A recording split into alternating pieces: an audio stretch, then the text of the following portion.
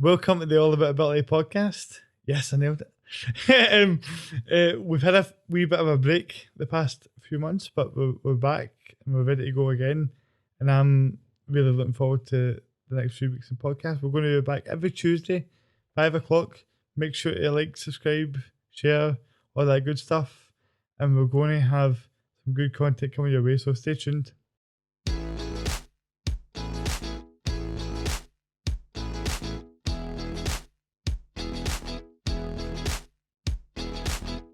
Boom, we're on. I can't help myself, man. um, oh, it feels weird doing one of these yourself, actually. I know I've been watching Dad do them a lot, but it's different when it's just you. So, welcome to the All About Ability podcast. I've just sent to Paul that I think I've done 50 plus of these anyway, and I've never actually introduced it by saying welcome to the All About Ability podcast. And just end up start having a conversation, and people go, "What is it that he's even talking about here?" So I'm going to try and make it sound a bit more professional going forward. But there's been a lot going on for the past sort of couple of months. I've had a lot of messages asking what's happening, what I've been doing, and such. And I know that I made like quite a personal sort of relaunch of the podcast, if you like, in January when Dan came on, and I talked about a lot of things that I was going through and dealt with and such. And I had a great month in January, smashed January. It was brilliant. And things just kind of took a bit of a bizarre turn. In the last couple of months, have been very strange. Got COVID again, and that sort of set me back mentally. So you've been isolated for like 10 days yourself, and you're not really in a, like, the thing that was keeping me going was the routine and the gym and all that, and feeling healthy and feeling good about life, setting goals and stuff. And all of a sudden you're isolating for 10 days, and you just feel every day that goes by you're kind of more and more introverted in your mind and not really thinking about happy things, such as I've realised about the way that my mind works. Point being, that kind of after that whole thing, I just sort of couldn't get myself back out the funk and remotivated again and sort of charging what I wanted to be doing. Because I think when you go through something like that, sort of insecurities and demons, although I hate saying demons because became a pure buzzword for mental health gurus, when you fight your demons. But I do have some demons, as we all do, and I kind of let them get the better of me for the past wee while, as I did near the end of last year as well. But the thing that I've kind of been trying to remind myself through it all is, like, you can, particularly with this one, it was disappointing because we started back in January. I was feeling really good about it, and everyone liked the podcast with Dad and Baby Davey and people, and it was going back into a wee bit of a flow. Things were good. But this is what's weird about life. You never know what's going to happen. You never know what's around the corner. And I could never, if I had been sitting here with Dad a few months ago, I would never have been able to tell you who I was going to meet or how it was going to play out or what was, and life is full of that. It's full of these weird situations where you're like, how did this even happen? And for me, you get to a point where you're back down again and you're like, oh man, this is not, I can't keep doing this, man. This is too much. It's too hard. And I think that people always have those thoughts about it being too difficult and how hard life can be at times. But there was a stage when I was like, right, you fucked it and came back and fucked it and came back. And now this is it. I fucked it and that's it, finished. And I kind of was like, I can't do this anymore. Not because I didn't want to do it, not because I didn't believe in it, but just because I didn't feel like I had it in me, and I felt like life had kind of kicked me down one too many times. But I was kind of like, this is just too much. But I think the big thing about that, the reason why I'm talking about it in this way, is that every time that you can come back for something like that, it's a huge deal, a huge win. And for every success story, they've probably fallen down a lot more times than any of us know. and I think that's really important to remember. That is, any sort of success comes from continuous horrible falls and situations where you're like, fuck, but you come through it and you get it done, and you go, I can't believe I came through all that and still done that. Because at the end of the day, that's how people will admire you and remember you. Is they'll go, he actually, they actually dealt with all their problems and still accomplished that big thing. And that for me, to switch on to some topics here, is one of the big reasons why I got out of it. Because I've obviously spoken on the podcast quite a bit about my own goals and targets and things.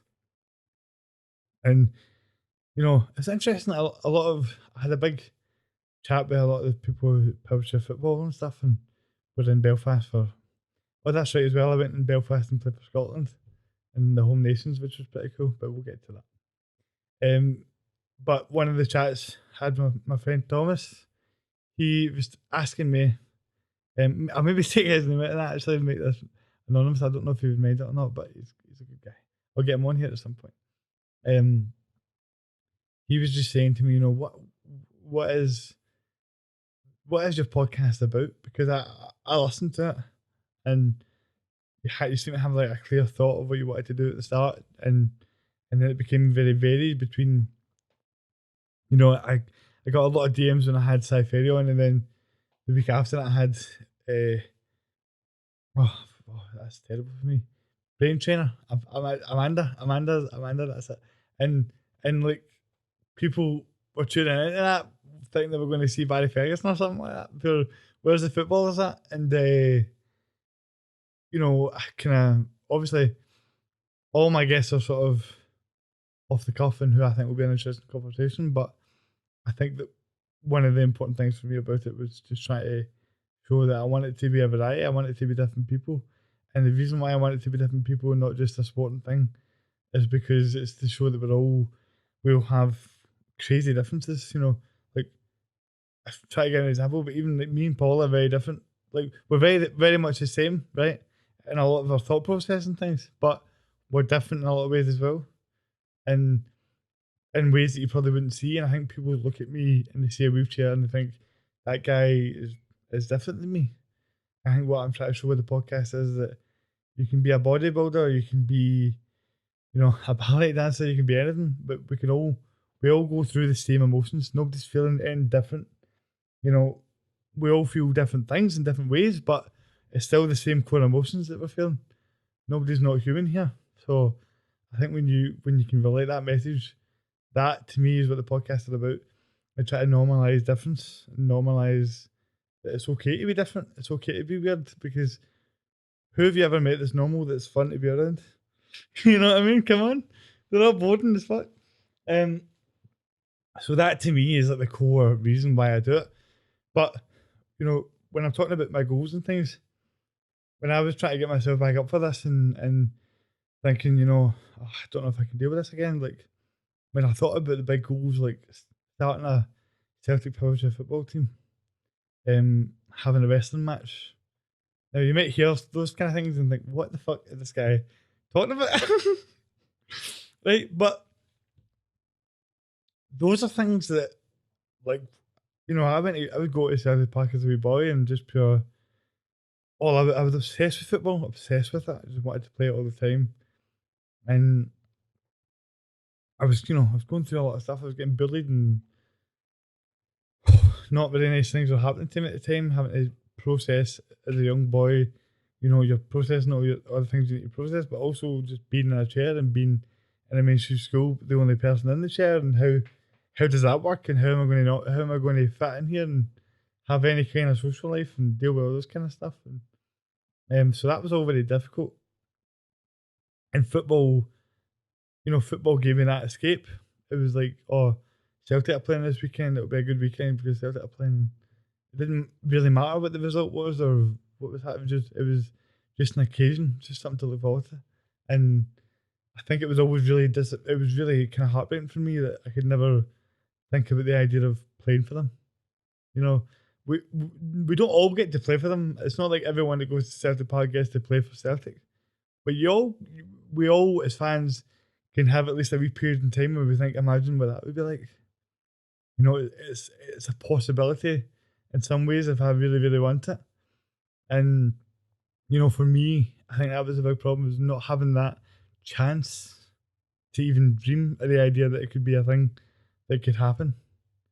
And when you don't have that hope as a wee guy, and it's one of the main things that you really care about, it's quite disheartening to you in terms of the way you look at the world and what you think you can do with yourself, because you think, well, the things that I'm really passionate about are too out of reach, or too far away, and I'm never going to be able to change that. And there was a point where I believed I'm never going to be able to change that, because Powerchair football didn't exist at that stage in my life. So, you know, to be here now with that even being a remote possibility of making that a chance of being able to get people in wheelchairs playing football for Celtic, you know, and clubs all around Scotland, it's like a crazy amount of pressure I feel with that.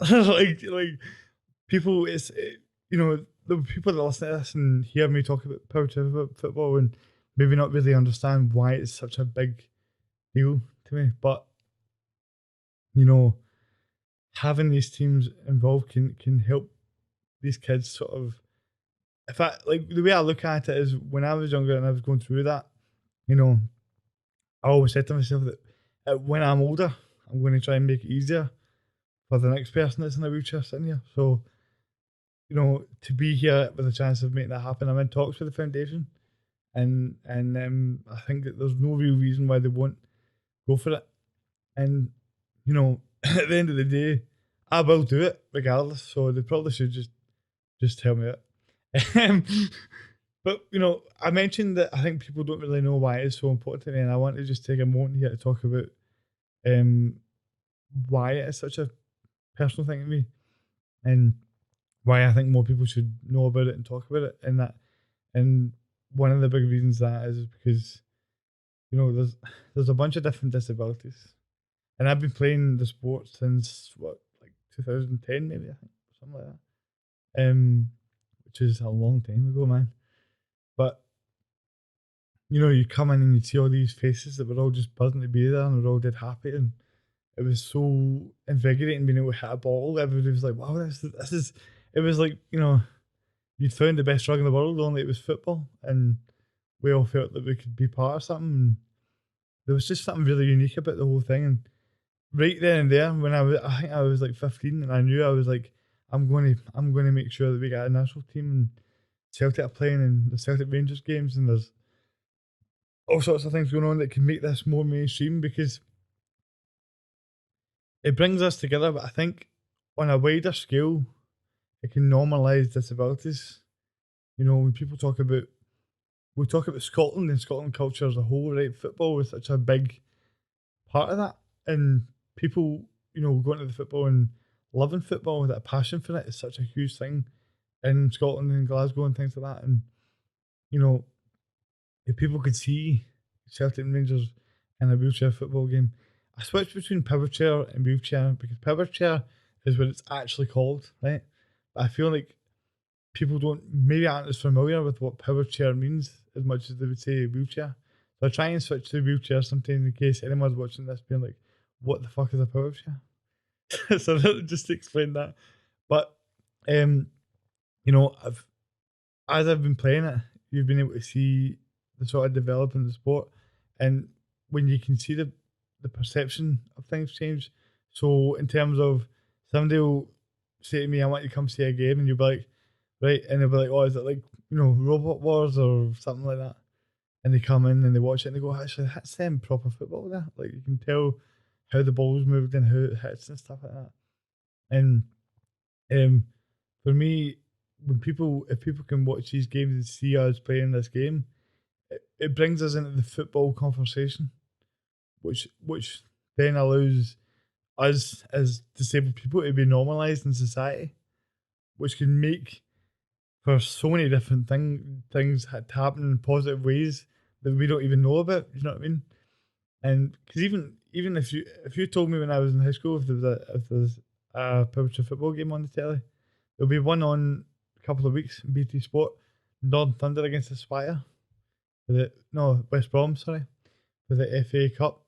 And that's just a glimpse of what I'm hoping to do with this, and having big games in Scotland like Celtic and Rangers and different clubs and everything, getting all of it involved, because it changes the perception. It helps us be normalised in what we want to be doing with our lives. And I think with COVID and that as well, disability was almost demonised for a bit.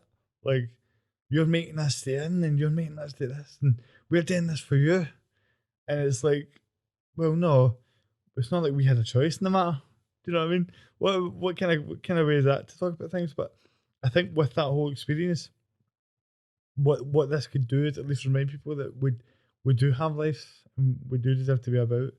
And the whole time that I've been in the sport, I've known a lot of people, and you know, with different disabilities like Duchenne's and different kind of muscular dystrophy sort of illnesses, you can get, you know, life threatening things. And you know, a lot of people have passed away, which has been, you know, really sort of weird to watch all the way through it.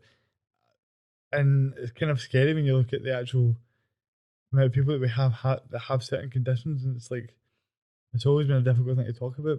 But you know, I seen this thing. I think it was at some point last year. I'm forgetting now, but you know, Walter Smith and Betty Olds sort of passed away at a similar sort of time, and there was a lot of people talking about how they were legends and rightfully talking about what they'd achieved in the sport.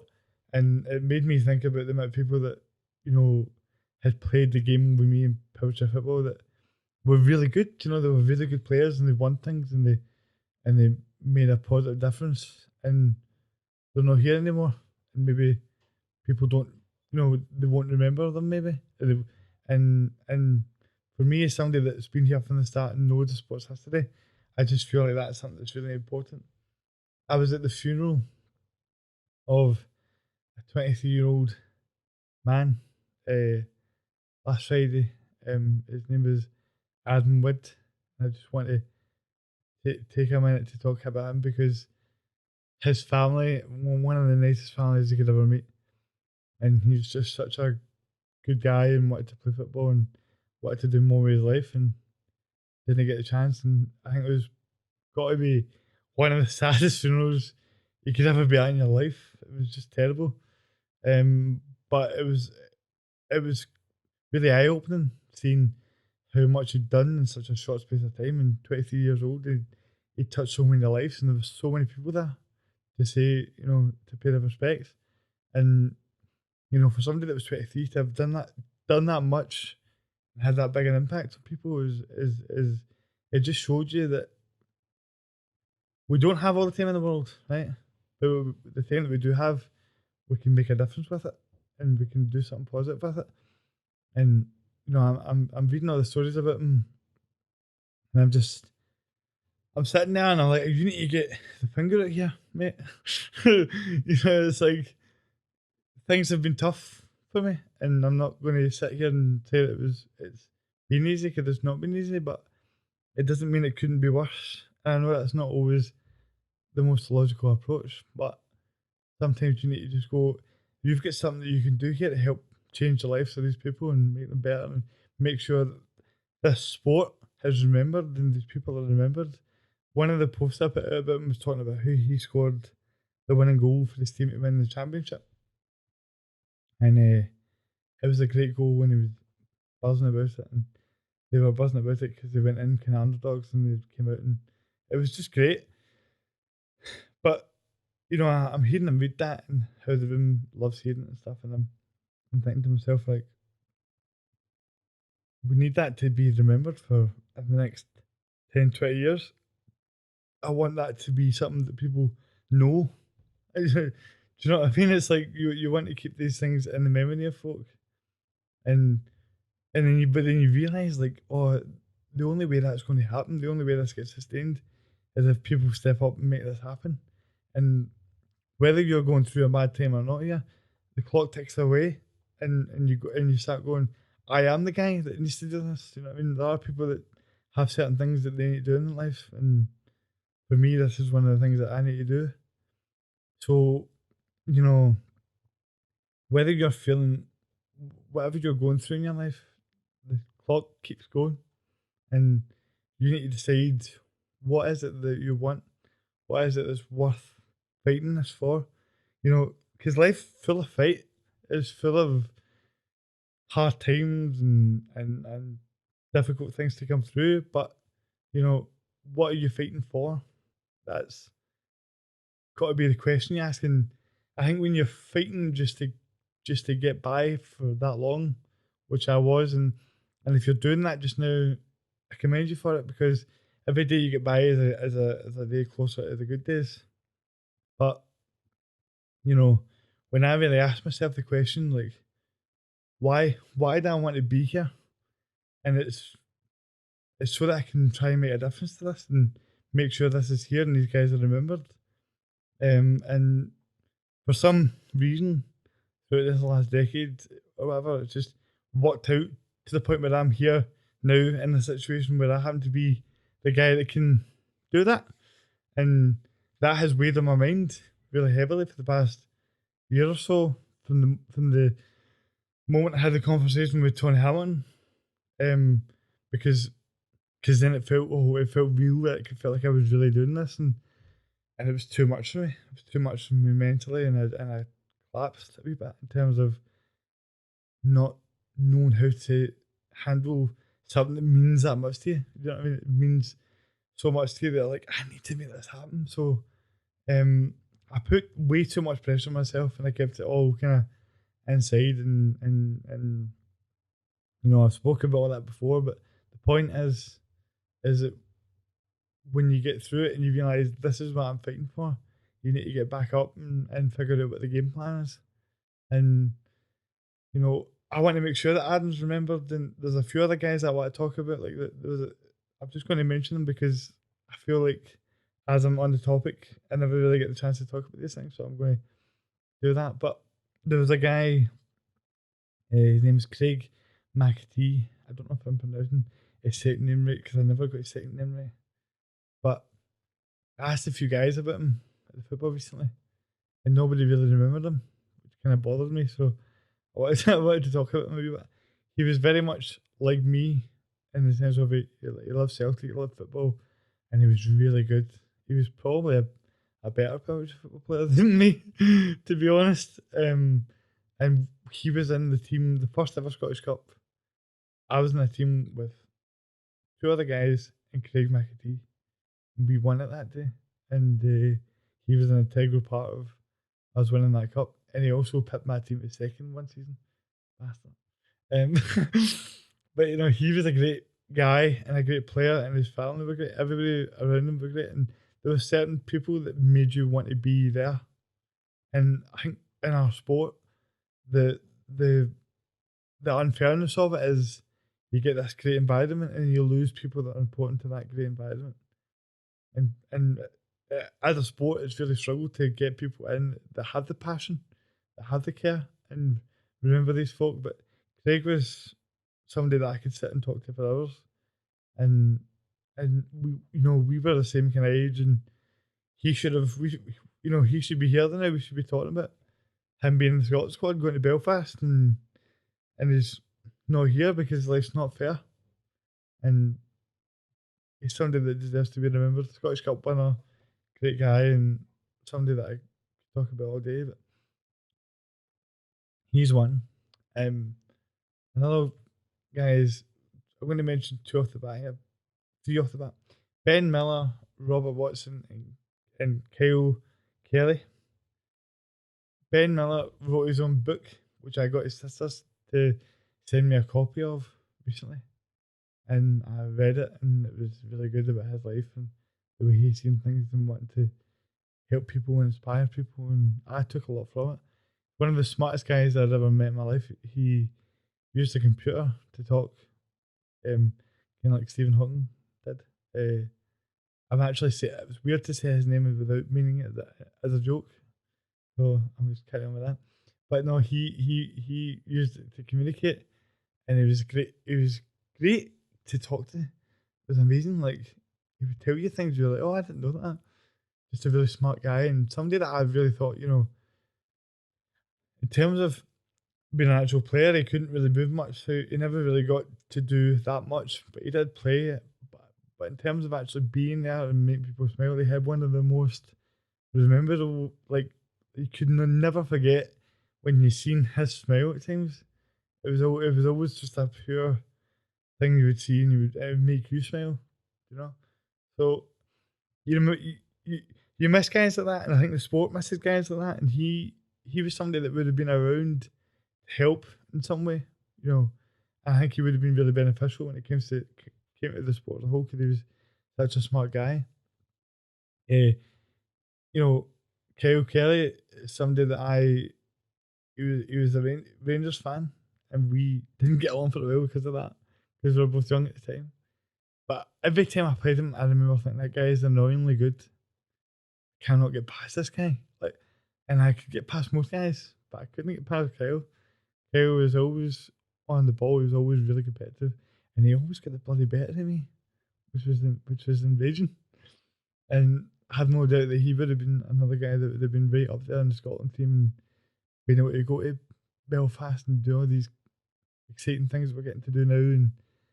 And it just feels not fair that they're not even kind of remembered, because they would be. They would be in the team, they would be in the squad, they would be with us doing things. And, you know, it's important to remember what you're representing and why you're fighting for this, and how big this thing goes back for me and back for all of us, and how much more it can grow over the next 10, 20 years when you look at the impact it's had over the past decade, what it could do with the Celtic and Rangers and Aberdeen and Hibs and Hearts. You know, what it could do with a bit of support and backing and help. And that's what I'm trying to provide it. But the last one I mentioned there was Robert Watson. He Robert Watson was a character. He always made these profile cover photos and Facebook pictures, like these weird pictures, man. It was just we all had a laugh at Robert, man. It was kind of but the thing about Robert, he played with a oxygen tank, which I always thought looked really difficult, and obviously I'd imagine it was. But one of the things people don't really know about our game is that when you play our game, you know, back then it was all dribbling. Nobody passed the ball, because you need a certain chair to pass the ball and get pace on it and stuff. So everyone would just dribble forward with the ball, and you would just have one player really, and everyone would kind of move it their way. But the thing that was really cool about Robert was that he was well before his time. He was passing the ball about before anyone was even thinking about it. With slower chair, because it's always safer to dribble the ball than pass it in our game, because if you one bad pass, the other team's in, because it's four side. So, you know, the technique he had for passing the ball, getting the ball moving, and really slow chairs at a time where, you know, most people, like 90% of people, including myself, would say, I can't do that because the chair spin's too slow. And he would do it somehow. So, you know, his thought process and the way that he thought about the game and his technique was excellent. He was a top player, and somebody that I really just enjoyed seeing when I was there, and seeing how he was doing and chatting to him. And all these guys, you know, all these guys were great to chat to. Um, Craig and Kyle and Ben and Robert, they were all great guys to chat to, and so was Adam. And I think when these things happen so recently, you get reminded of how far back this goes, and how much you can't let this sport just go away, because too much has happened. Too many people are here. Too many things have went on that have meant too much to everybody to let this go away, including myself. And you know, it's about securing the long term future of it and making sure that this continues.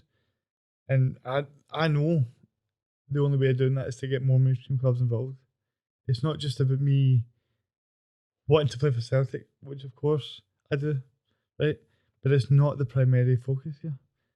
The idea is that if we get them in, it gives us longevity, it gives us more money, it gives us people, we can get more people involved, keep the longevity of the sport going. You look at mainstream football right now, think about how much the whole league suffered when Rangers went down. You know what I mean? Or liquidated, whichever way you look at it. The point is, the point is that, you know, Celtic and Rangers are the reason why we get TV deals, are the reason why we get any money and any sort of longevity. You take Celtic and Rangers out of the league, you could argue that the whole thing might go bust. Um, and that, so that's obviously unlikely to happen. But I'm just saying it just shows you the actual how big an effect the two of those clubs have in terms of the financial state of the whole league. And it's the same principle. We need them to be long term. I've seen it grow so much, but now I'm seeing it when I'm going, right, now's the time that we need to get these people involved, because if we don't, it's going to fade away. So I'm really going to be putting my foot on the pedal on this, and if there's any sort of people that are listening to this and there's anything that I've said resonates with that, then please show any kind of public support, any sort of thing. Tell Celtic and Rangers that we want to see Celtic Powerchair football teams. That's what we want to be happening. I know that's the first step of a lot of steps. Although none of us are really good at taking steps, but I can do it. I can do it. That is the first part of a big long process that I'm going to put a lot of work into. But I need your help, and the help is just I need people to scream for the rooftops about this and make this happen.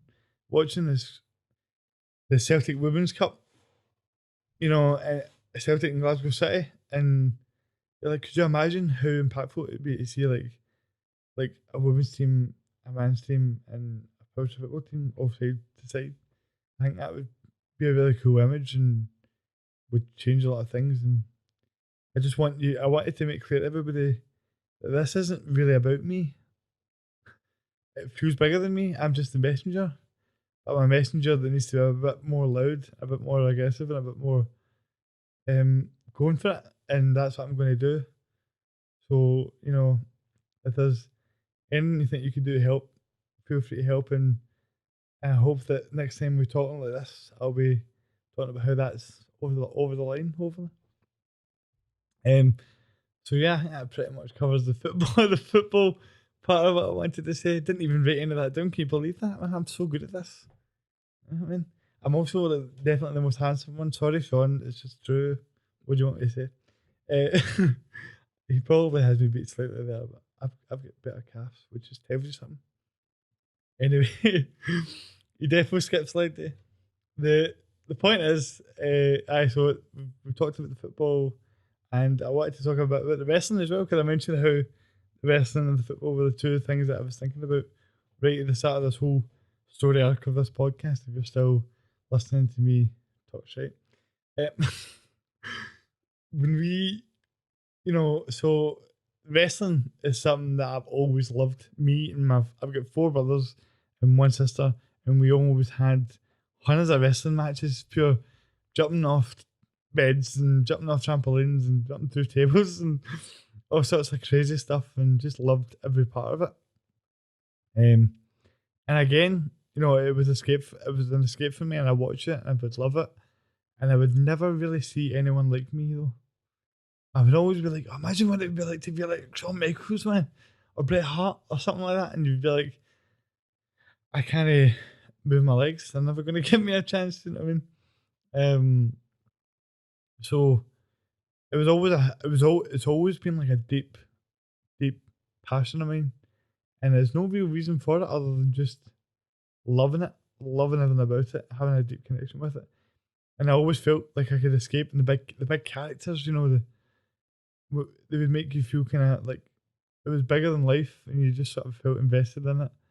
And I've obviously talked about wrestling so much in this podcast that I've actually managed to meet a few of my own heroes and people that maybe I would have loved to have chat to about it all back then. And to be here now, having spoke to guys like Jack Jester and Wolfgang and Dallas and just people that you watched on the telly and you wanted to be like them. And I think that when I watched the ICW documentary, I was like, I can do this, man, I can do this. And I looked at schools and stuff, and I was like 16, 17. There was nobody was even going to look at me. It was just never going to happen. So I just kind of killed it. I killed it as something that was just totally off the table, not going to happen.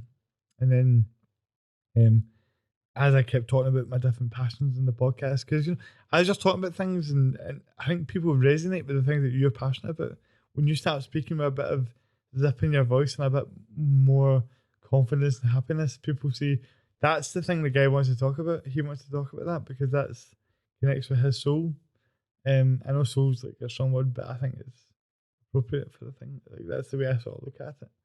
And so when Dallas said to me he came to the charity thing I done that I've mentioned a million times in this, so I won't go over that again. But he came to that and we did that, and he said to me, I meet a lot of folk and a lot of different things, and you get a feeling about certain folk, and you get a feeling about what they're going to be doing. And he just looked at me and he said, I got a feeling that I'm going to see you again. And I thought, and that was really motivating from him and really cool what he done to come to that and say that to me, because he's a pretty big deal to me.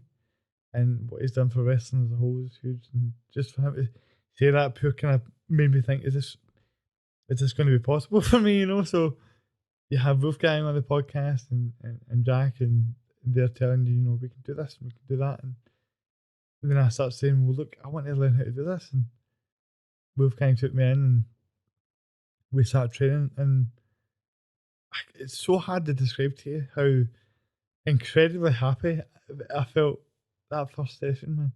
Paul was actually there. Paul can vouch for me on that. I was pure just on cloud nine, man.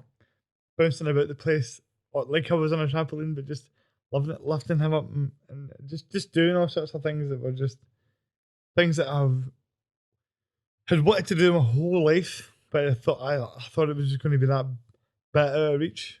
So even just to be in a ring and to feel what that was like and to take a bump and to do some moves, it was like so surreal in the best way, and I was so happy. But it was like dreaming of something my whole life, and how people say, "Oh, it was disappointing," or this, it was not quite what I thought it was going to be. It was exactly what I thought it was going to be like. It was exactly what I wanted it to be like, and I feel so kind of blessed to have been able to do that.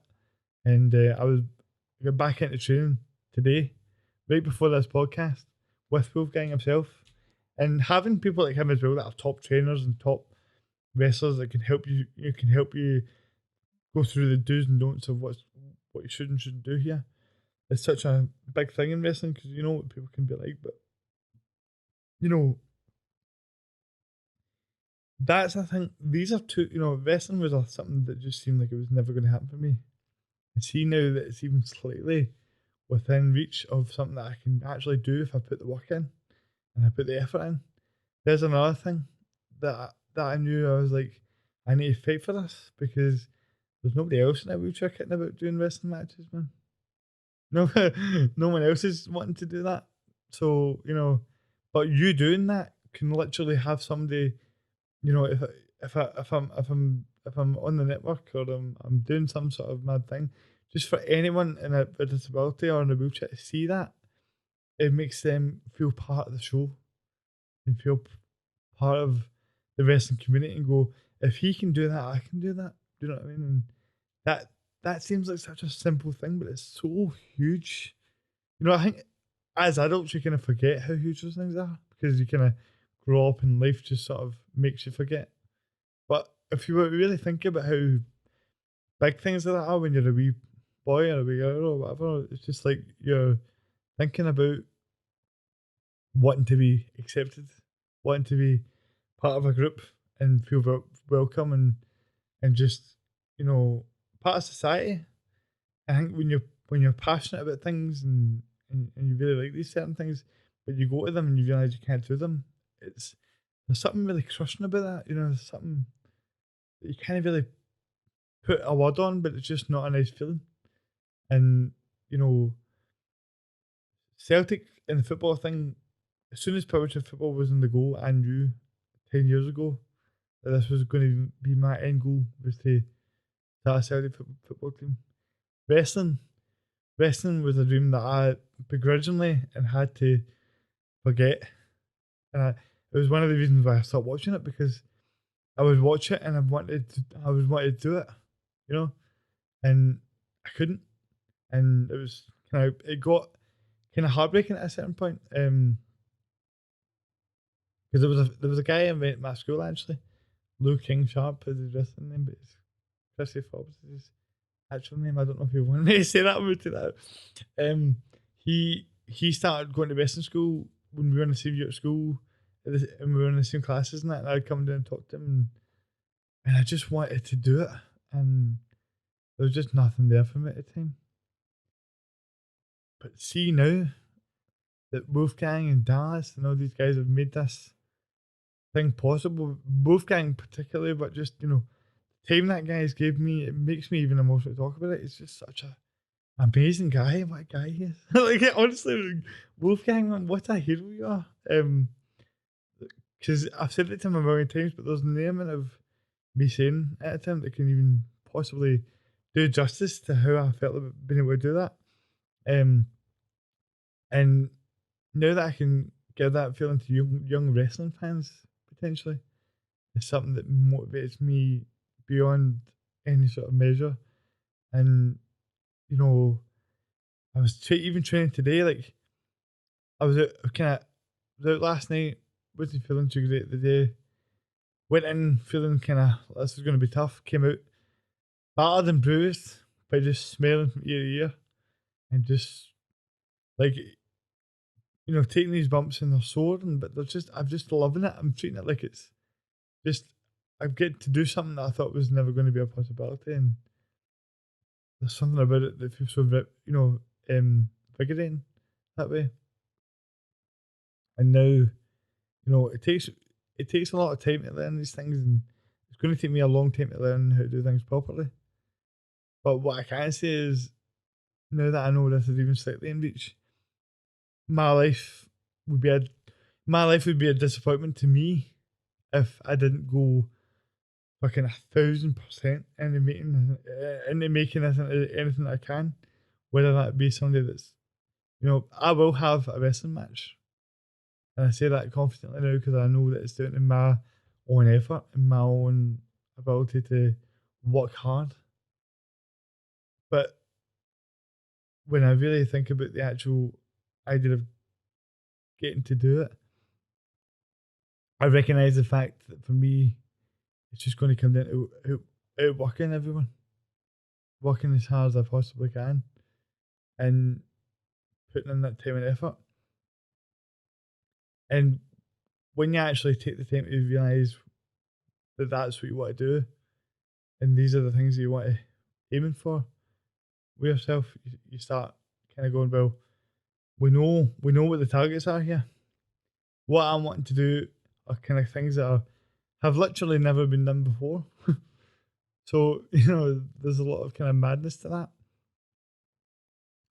But actually, I'm trying to take a moment to appreciate the fact that actually being in here and having the chance to do it is crazy. And I hope that, you know, when I can do the wrestling match, when I can have the Celtic team, one thing's for sure is that none of that will came about easily, and it will have been so hard because there will have been so many ups and downs and things to overcome and things to deal with that you thought were not, you know, not worth it, not something that you couldn't come through. Um, if I achieve either of those things or one of them, which I'm sitting here now, I'm not. There is no if in my mind. It's absolutely 100% going to happen because I just I'm here to make sure it will happen, and that's the way I feel about it. But it all comes down to your own effort. And I just said one of the things that I just said that I forgot about my train of thought, so I kind of couldn't come back to it, but I'll come back to it now. About, you know, that's one of the things that I really wanted to do was do wrestling and be a wrestler. And I think that people need to ask yourself, what do you really want? What are the things that really, again, drive you when you're down that way.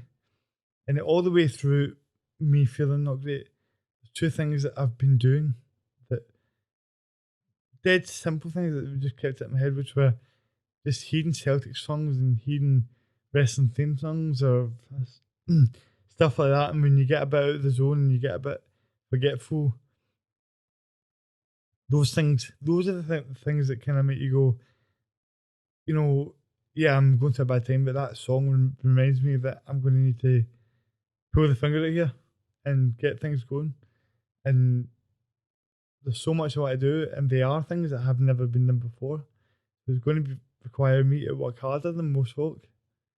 And that's always been something that I found difficult to accept because you're always just like, but what if I could just fucking walk? Do you know what I mean? How much easier would it be if I could just like, and you can do it, but see that thought process, you could do that forever. I could have just done that forever. But nothing changes about thinking about that. It's impossible. It's not, it's a waste of your thought process. And like actually just sitting thinking, oh, life could be so much easier. Life could be so much easier for everybody. Do you know what I mean? None of this stuff is easy. What stuff is easy? Somebody tell me something that's easy. You can be doing the most relaxing thing, and then it starts raining, and you're like, ah, fuck's sake. It'd be so much easier if it was raining right now. And I get there's different, variants to things, and different things happen to people, but we don't get to choose any of this stuff.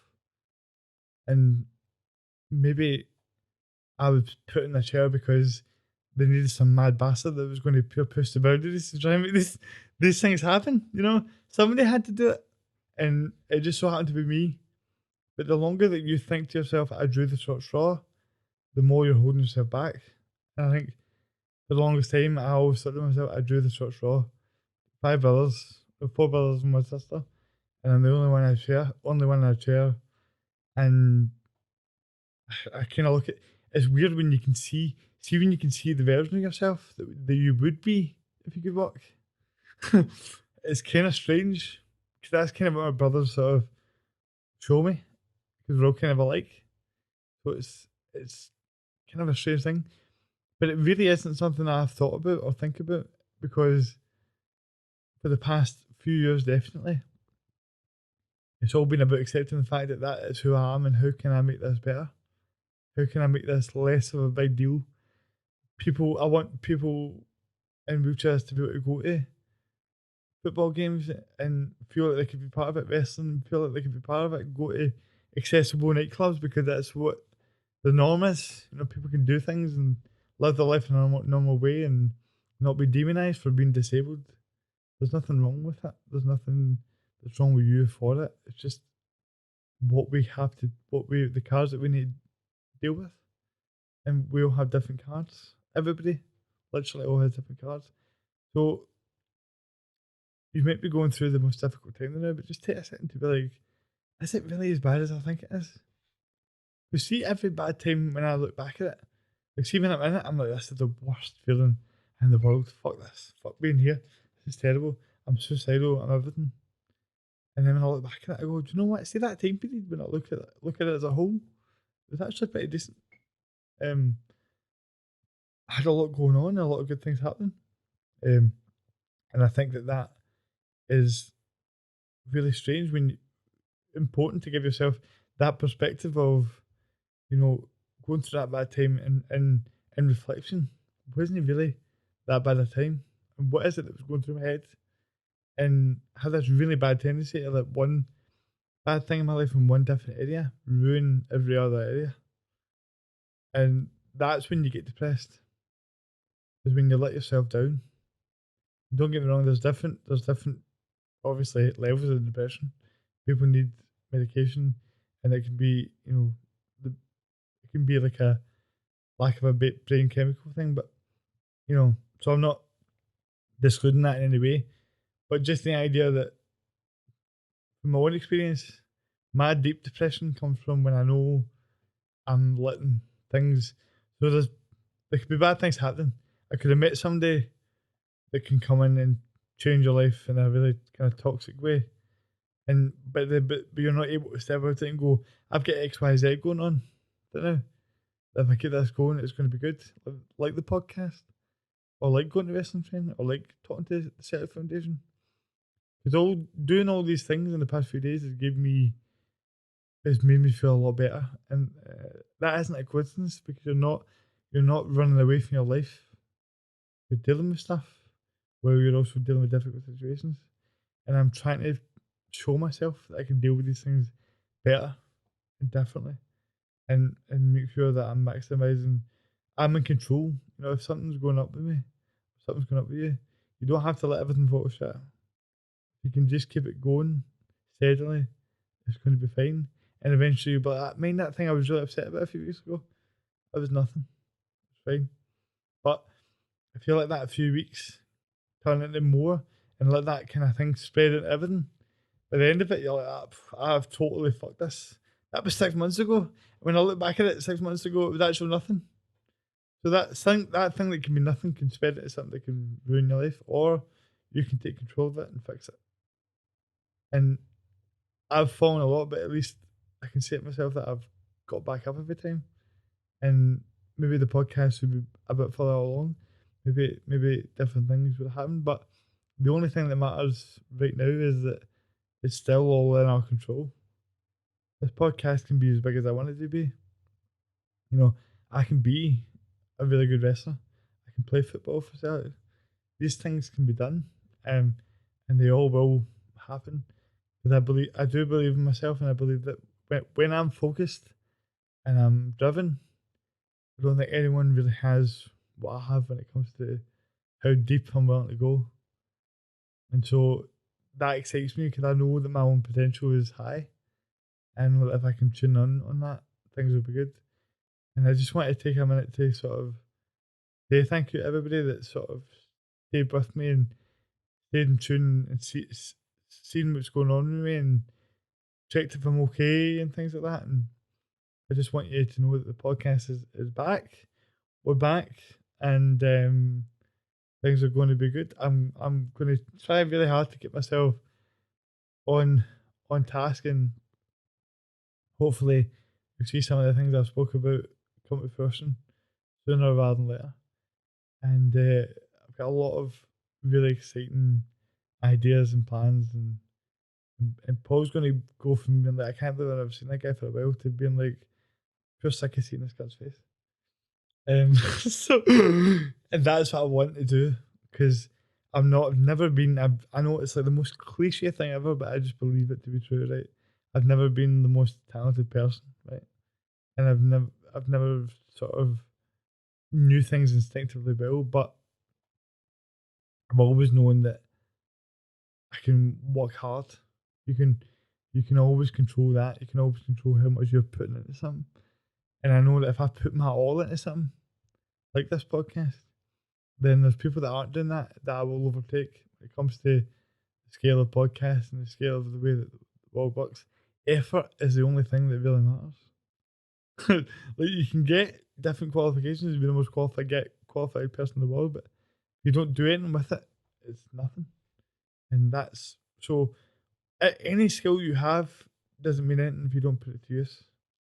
And one of my biggest skills is being able to communicate how I feel inside myself. Like, people always have say that I'm kind of good with words and stuff. I think that's more just because I'm really in tune with how I feel about something, and then try to put that across in a way that people can resonate with and understand and want to relate to. That's all this podcast has ever been about. You know, people do podcasts for different things, and you know, I love podcasts. I love talking. I love listening to podcasts that are, you know, just absolutely feel like absolute shit, but they're fun to watch. You know what I mean? And you know, I would never have thought that I would be somebody that would be in front of a mic saying all this stuff, but my podcast means something to me, and I'm not going to just let it die. And what you're seeing the now is me going through all these different stages and fighting for this, and I'm fighting for it because we don't have all the time in the world, and the time is now. You know, it's like what that's saying: if not you, who? If not now, when? And that was something that really cleared in my head: is you don't have all the time in the world to waste here, and if you die without having done these things, you'll have a big moment of regret as you're taking that last breath. So you need to get to work, and I just want you all to know that I'm going to get to work majorly. So this felt like a mad nation's address, all about ability. We're going to be on every Tuesday at 5 o'clock. It's sort of my idea in my head. We're on a Sunday, right? And then I just got some good advice that Sunday everybody's hanging and nobody wants to listen to a podcast on Sunday. So I was like, sound we won't put on Sunday. Um, Tuesday's the day just because I think it seems like a nice spot. 5 o'clock. There's going to be different varied guests from footballers to you know different. I've every sort of names into my head, but the point is that there's going to be all sorts of guests coming on. And next week, I'm going to have a podcast come out with um, Jodie Edgar, who told her story about all the things she'd been through and dealing with her mental health struggles. And I really felt like it was a really good episode. And she was really good at telling her story and try to help people. And really nice person to meet. That's the beauty of this podcast. You can read an Instagram post and realise that you want to just have them on because they seem like they've got a good story to tell. She's got a great story to tell, and I can't wait for you to hear that next week. So tune into that, and from there, I'm going to get as many guests on as I can. If there's anyone that you want to see, message me. Stay tuned, and we'll get going. And if you like this kind of one-to-one sort of format here that we're doing, maybe do some more of these, do a couple of Q&As or something like that. So keep tuning in, and we're going to make this bigger than better than it's ever been before. So I'm looking forward to it.